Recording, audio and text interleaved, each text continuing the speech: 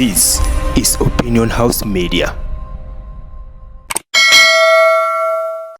Now, following the heavy rains experienced in Nairobi County, at least 13 bodies have been recovered from separate places in Nairobi following the floods that have been happening in the country. Now, police said 11 of the bodies were recovered in Mathare, one in Kibera and another in Kayole. Now, those located in Mathare were swept to the area following the rains on Tuesday night. Now, officials fear the death toll might increase as the rescue mission goes on. Hundreds of people have been displaced by the floods due to the heavy rains that have been pounding the city. Now, this has affected major roads and estates, with the flash floods leaving houses near rivers inhabitable. Police boss Adamson Bungei said emergency multi-agency teams are combing various places in search and rescue mission. He urged those living near river paths to move out,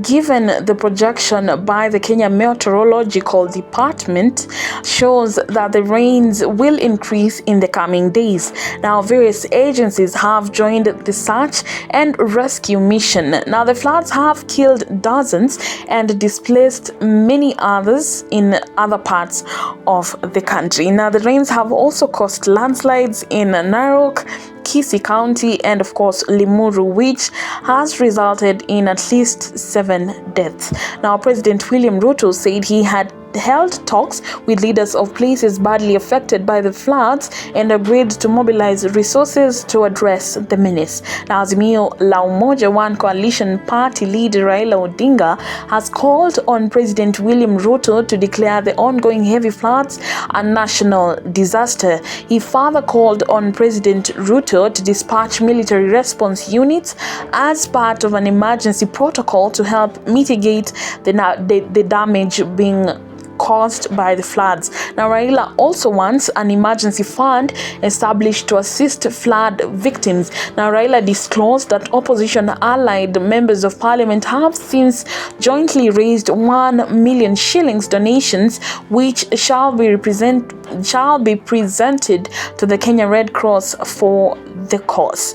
Raila also urged Governor Johnson Sakaja to undertake proper rescue efforts in the areas most affected by the floods and provide relevant support to all victims. He further urged the government to put in place long-lasting measures to deal with the perennial menace, noting that as a county, we can do better than crying for help when rain comes and crying for help again when the rain falls.